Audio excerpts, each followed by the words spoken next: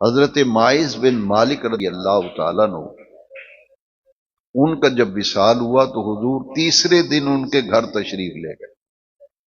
ان کے فوت ہونے کے تیسرے دن حضور ان کے گھر تشریف لے گئے۔ جتنے بھی تعزیت کے لیے جمع تھے صحابہ کرام، حضور نے کیا فرمایا؟ وہاں پہنچ کر جاتے ہی نبی کریم علیہ السلام نے فرمایا استغفروا لاخیکم، معاذ بن مالک جو آپ کا بھائی فوت ہوا ہے، ہاتھ اٹھاؤ اور اس کے لیے بخشش کی دعا مانگو۔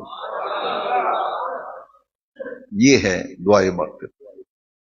اور ایک اہم چیز جو ہے وہ ہے فوت ہونے والے کی طرف سے صدقہ اور خیرات کا۔ کسی فوت ہونے والے کے لیے خیرات اور صدقہ، عمومی طور پر فوت ہونے والوں کے لیے کھانے کا اہتمام ہوتا ہے، فروٹ بھی لاتے ہیں لوگ۔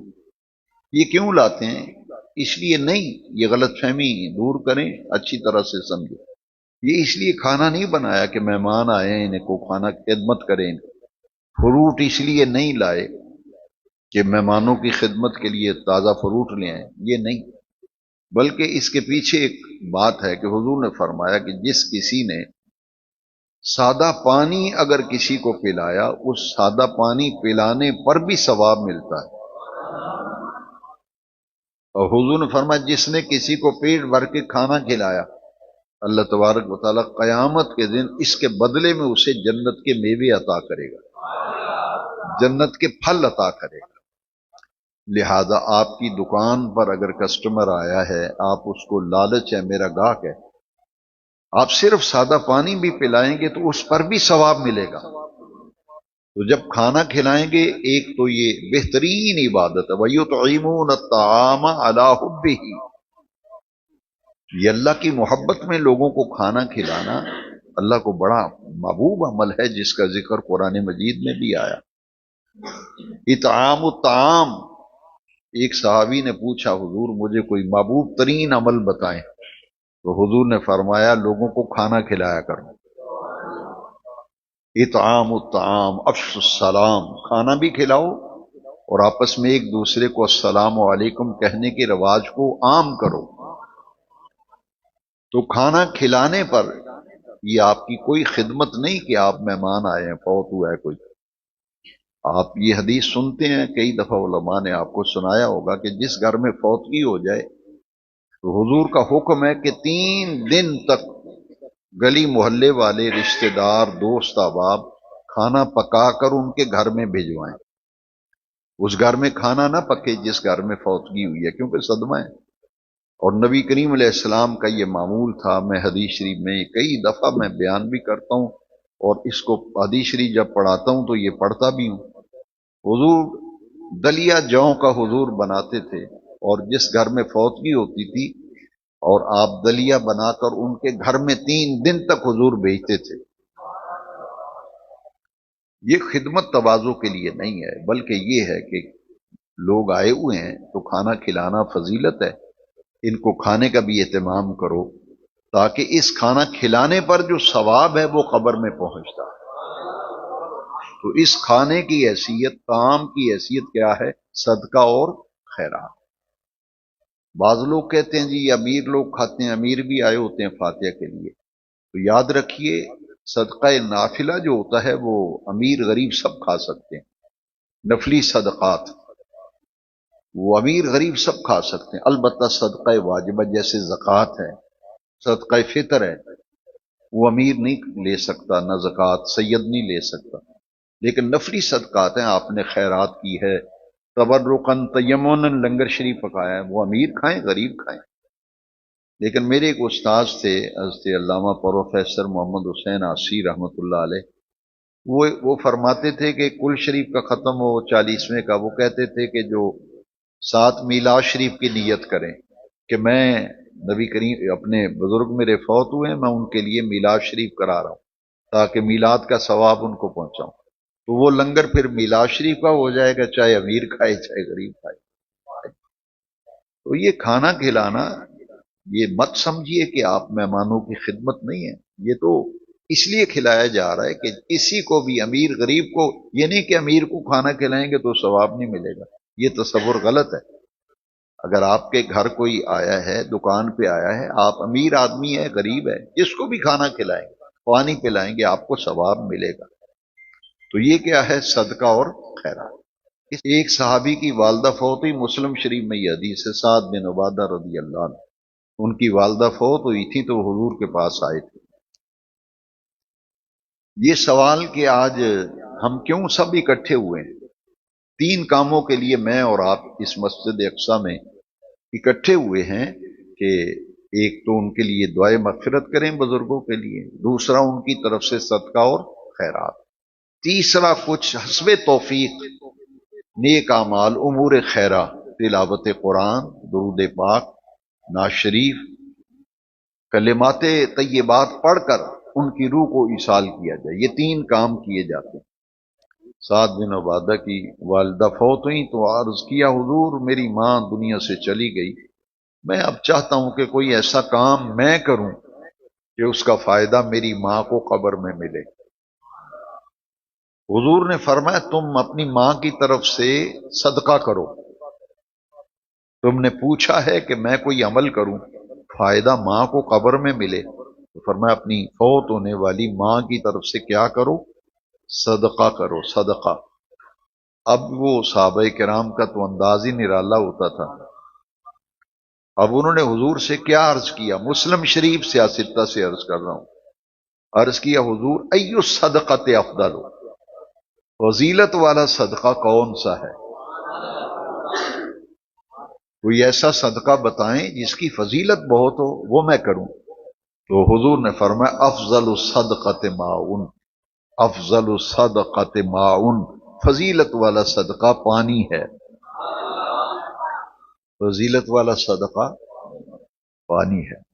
انہوں نے پورا ایک کنواں اپنی ماں کے نام پر وقف کیا، پورا ایک کنواں اپنی ماں کے نام پہ وقف کر دیا۔ ہذہ لأم سعد، حدیث شریف کے لفظ ہیں کہ یہ کنواں سعد کی ماں کے نام پر وقف ہے، جب تک اس کنویں کے پانی سے لوگ فائدہ اٹھاتے رہیں گے سعد کی ماں کو قبر میں اس کا برابر ثواب ملتا رہے گا۔ یہ آپ نے دیکھا ہے کہ پانی کا گلاس پڑا ہوا ہے، یہ کیوں رکھا ہے؟ آپ کے علم میں ہونا چاہیے، ہمارے ان بچوں کو معلوم ہونا چاہیے، بزرگوں کو، یہ پانی کی کیا ضرورت ہے، کیوں رکھا ہے؟ اس لیے رکھا ہے کہ حضور نے فوت ہونے والے سعد بن عبادہ کی والدہ کے لیے پانی کے صدقے کو پسند فرمایا۔ اس زمانے میں پانی فروخت ہوتا تھا، لیکن آج پانی ہر جگہ موجود ہے، تو ہم بطور علامت رکھتے ہیں کہ حضور نے فوت ہونے والے کے لیے پانی کے صدقے کو پسند فرمایا، اور جو آدمی بھی یہ پانی پیے گا اس کے پلانے پر جو ثواب ہے وہ قبر والے کو وہاں پہنچے گا۔ اور دودھ اس لیے رکھا ہے کہ قرآن مجید میں دودھ کا ذکر ہے، لبنن لبنن خالصا، یہ دودھ جو ہے یہ مکمل غذا ہے، اور نبی کریم علیہ الصلوۃ والسلام دودھ، شہد، کھجوریں اور بکرے اور بکری کا گوشت یہ حضور کی پسندیدہ غذا تھی۔ حضور نے فرمایا، سید الطعام لحم، حضور کے ہر ارشاد میں بڑی حکمت۔ حضور نے فرمایا کہ یہ بکری اور بکرے کا گوشت جو ہے نا، نبی پاک نے فرمایا یہ کھانوں کا سردار ہے۔ چھوٹا گوشت، مٹن جسے کہتے ہو، یہ کھانوں کا سردار، اس لیے دودھ رکھا ہے کہ پسندیدہ غذا ہے۔ اب رہ گئی یہ بات کہ بعض جگہ پہ آپ دیکھتے ہیں کہ دوران ختم شریف سامنے پھل رکھا ہوتا ہے۔ یہ پھل اس لیے نہیں رکھا کہ مہمان آئے ہیں فروٹ کھلائیں گے، نہیں، بلکہ اس پر ایک بڑی پیاری حدیث ہے کہ ایک صحابی، ان کی والدہ فوت ہوئی، انہوں نے بھی یہی عرض کیا کہ میری ماں فوت ہو گئی ہے، کوئی ایسا عمل بتائیں جو میں کروں۔ انہوں نے فرمایا اپنی ماں کی طرف سے تم بھی صدقہ کرو۔ ان کو بھی فرمایا، سعد بن عبادہ کو بھی، ان کو بھی فرمایا صدقہ۔ معلوم یہ ہوا کہ فوت ہونے والے کے لیے صدقہ بڑا نفع بخش ہے، بہت فائدہ دیتا ہے میت کو۔ اسی لیے تو حضور نے فرمایا دونوں صحابیوں کو، تمہاری ماں فوت ہو گئی، صدقہ کرو ماں کی طرف۔ اب اس صحابی نے کیا کیا، ان کے 5 کھجوروں کے باغ تھے ان کی ملکیت میں، 5 کھجوروں کے باغ تھے. انہوں نے کہا حضور میں ایک باغ کا پھل جو ہے اپنی ماں کے نام پر وقف کرتا ہوں. ملکیت میری رہے گی، باغ میری ملکیت میں رہے گا، لیکن ہر سال اس باغ کا جتنا پھل ہے میں خود استعمال نہیں کروں گا، اسے خیرات کر دوں گا. حضور نے فرمایا جب تک اس باغ کا پھل لوگ استعمال کرتے رہیں گے تیری ماں کو قبر میں برابر ثواب ملتا ہے. اچھا، جو لوگ ایصال ثواب کے قائل نہیں ہیں وہ معاذ اللہ بعض اوقات پھر تمسخر اڑاتے ہیں، اور اس کا جواب دینا میں ضروری سمجھتا ہوں تاکہ سن کر کسی کے ذہن میں اگر کوئی وہم آیا ہے وہ دور ہو جائے. میرے ساتھ خود واقعہ پیش آیا. مجھے ایک آدمی کہنے لگا کہ یہ جو پھل رکھا ہے آپ نے ختم شریف میں، یہ مائی صاحبہ کھائیں گی قبر میں؟ یہ جو کھانا رکھا ہے یہ مائی کھائے گی؟ اچھا، کپڑے رکھے ہوئے تھے، عورت ہو تو ہی تھی تو زنانہ سوٹ 2-3 رکھے تھے کہ یہ بیوہ عورت یا یتیم بچی ہو تو اس کو دے دیں گے. تو مجھے کہنے لگا یہ کپڑے اور مائی صاحبہ پان گیا. میں نے کہا کہ یہ دماغ کا فطور ہوتا ہے اس قسم کی گفتگو، دین کا مذاق اڑانا، دین کا مذاق اڑانے کے مترادف. بڑے غور سے سنیے، یہ چیزیں قبر میں نہیں جائیں گی جو کپڑے رکھے جاتے ہیں. اسی لیے جن چیزوں کا ثواب پہنچاتے ہیں نا عام طور پہ ختم شریف میں کپڑے اس لیے رکھتے ہیں کہ کسی کو کپڑے پہنانا اس کی بھی بڑی فضیلت ہے. ایک غریب آدمی ہے، آپ اسے کپڑوں کا جوڑا لے دیتے ہیں، سردیوں کا موسم ہے، ایک نمازی ہے، بزرگ بوڑھا آدمی ہے، غریب ہے، گرم چادر لے کے دیتے ہیں. بیوہ عورت ہے، یتیم بچی، آپ سوٹ سلا کے دیتے ہیں، اس کو جوتا پہنا دیتے ہیں، گرم سویٹر، جرسی، گرم کوٹ، چادر لیتے ہیں. وہ جو آپ خیرات کر رہے ہیں نا اس پر جو ثواب ملتا ہے وہ قبر میں جاتا ہے. میں نے کہا یہ کھانے والی چیزیں قبر میں نہیں جاتی، نہ نبیت کھاتی ہے. تو کہتے ہیں رکھی کیوں؟ رکھی اس لیے ہے کہ یہ جو لوگ استعمال کریں گے ان پر ثواب ملے گا، ان پر. پھر ہم دعا مانگتے ہیں، اس کے لیے آپ نے دیکھا ہے کہ قاری صاحب دعا مانگتے ہیں باری تعالی معقولات کہتے ہیں کھانے والی چیزیں، مشروبات کہتے ہیں پینے والی چیزیں، ملبوسات کہتے ہیں پہننے والی چیزیں. میں بھی اکثر یہ دعا مانگتا ہوں، یا اللہ جتنے ملبوسات، مشروبات، معقولات کے گھر والوں نے اپنے پیاروں کا ایصال ثواب کا اہتمام کیا ہے، جو کھانے کی چیزیں رکھی ہیں، جو پینے کی چیزیں رکھی ہیں، جو پہننے کی چیزیں رکھی ہیں، جو قرآن شریف پڑھا ہے، جو درود شریف پڑھا ہے، جو کلمہ طیبہ پڑھا ہے، اس کا جتنا ثواب ہے یہ سب ہیں امور خیرہ. امور خیرہ یعنی نیک کام. ہم کہتے ہیں یا اللہ جتنے بھی نیک کام کیے ہیں اس کا ثواب نبی پاک صلی اللہ علیہ وسلم کی بارگاہ میں ہدیہ پیش کرتے ہیں، قبول فرما. اور حضور کے وسیلہ جلیلہ سے فلاں شخص کی والدہ کو، فلاں شخص کے والد کو یہ ثواب عطا فرما. یہ ہے ایصال ثواب. یہ ہے حدیث شریف میں ہے کہ کسی فوت ہونے والے کے لیے 1,24,000 مرتبہ، 25,000 مرتبہ، 1,00,000 مرتبہ کلمہ طیبہ پڑھ دیا جائے اس کی بخشش یقینی ہو جاتی ہے.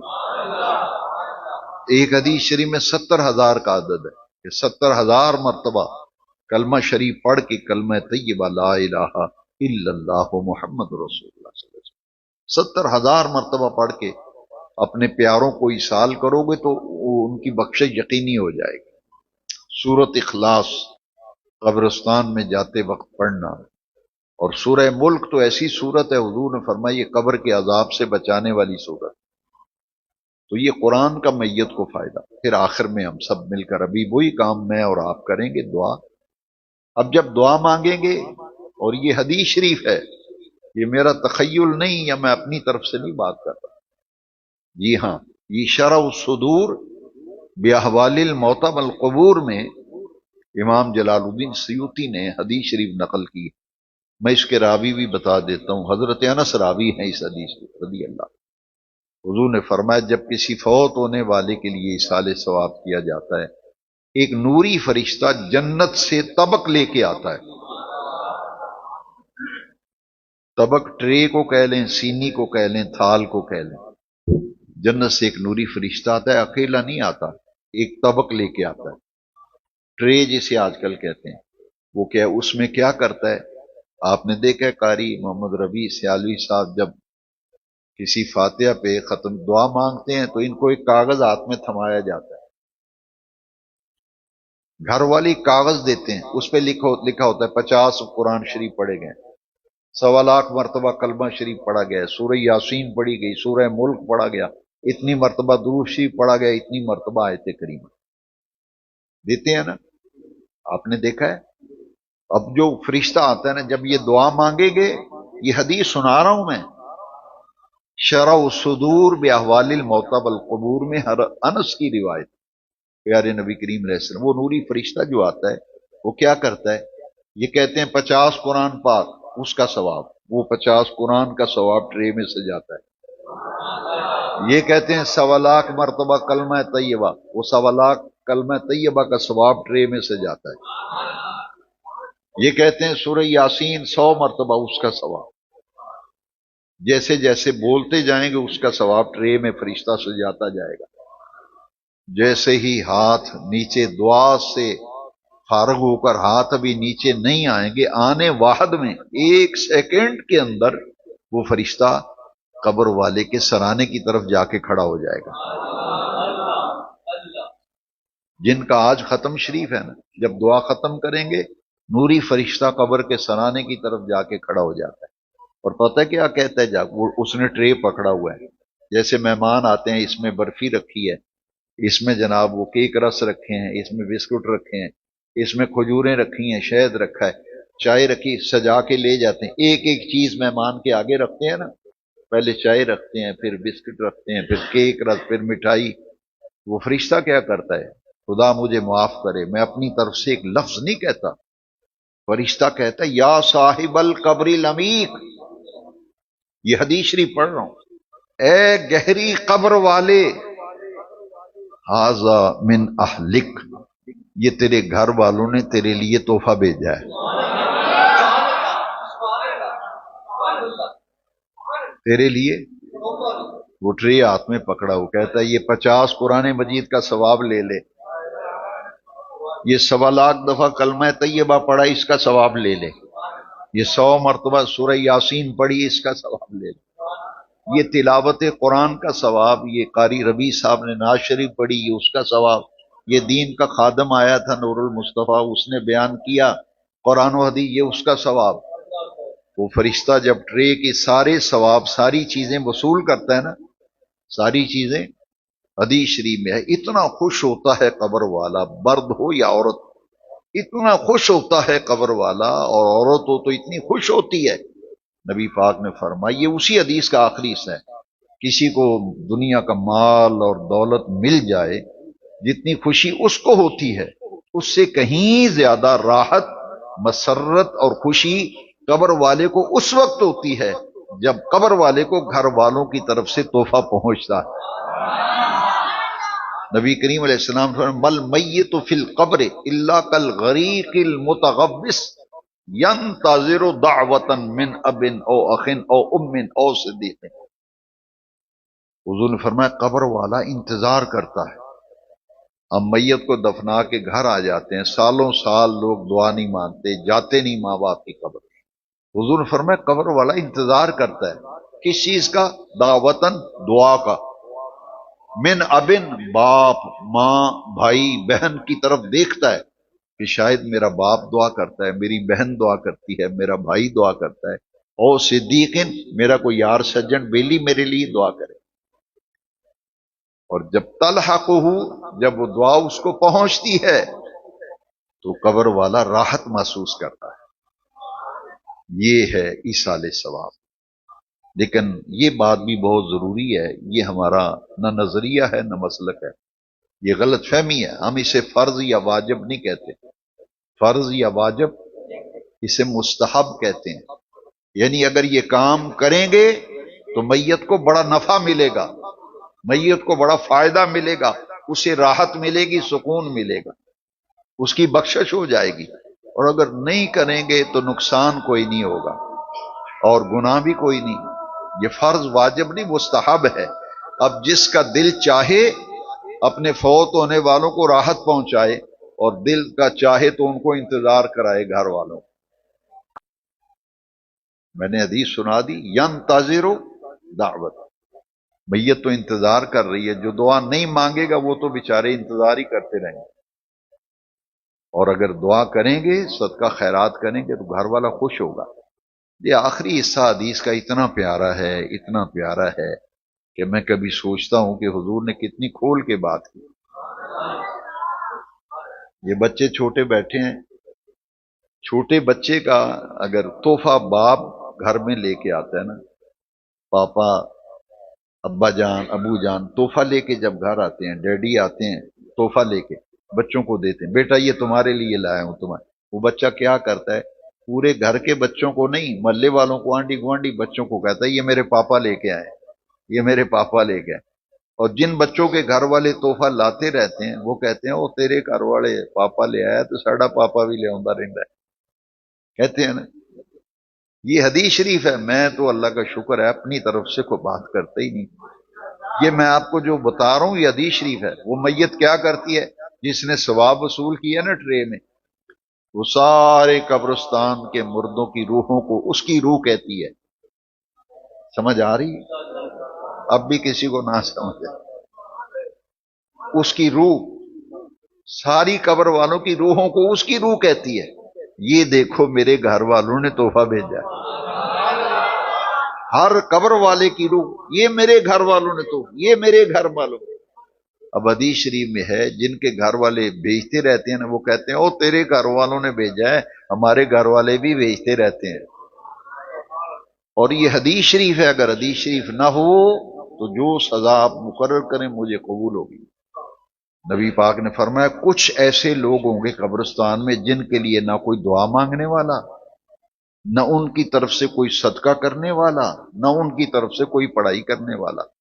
وہ جب سنیں گے نا کہ اے دے گھر والے تحفہ کر لیا، حدیث شریف میں ہے، وہ کفی افسوس ملے گا، افسوس سے تلیاں ملے گا، کہے گا اے کاش، یہ حدیث شریف میں ہے، اے کاش میرے گھر والے بھی میرے لیے کو دعا کرتے، میرے گھر والے بھی میرے لیے صدقہ خیرات کرتے۔ وہ پنجابی میں ہم سنا کرتے تھے بچپن میں، لوگ کہتے تھے شالا کسے دا کوئی ہوئے، شالا کسے دا کوئی، ایسے لوگ جو لولد دنیا سے جاتے ہیں۔ بھئی باپ ماں کے لیے لوگ دعا نہیں کرتے، تو جو بھائی سگا فوت ہو جائے میں نہیں سمجھتا کہ کوئی بھائی ان کے لیے خرچ کرتا ہوگا، بڑا مشکل، خاص کرم ہو کسی پہ۔ ہم تو ماں باپ کی قبر پہ نہیں جاتے، دفنا کے سال سال گزر گئے، نہ کبھی باپ کی قبر پہ گئے نہ ماں کی۔ کیا حضور کی یہ حدیث نہیں ہے کہ جمعے کے دن جو شخص اپنے ماں باپ کی قبر کی جا کے زیارت کرے اور وہاں جا کر ان کے لیے دعائے مغفرت کرے، اللہ تعالیٰ اس کے لیے بخشش لکھ دیتا ہے۔ یہ مشکات شریف میں حدیث شریف ہے اور اس کے راوی حضرت ابو ہریرہ رضی اللہ عنہ۔ پیارے دوستوں اور بھائیوں، بات عمل کرنے کی ہے۔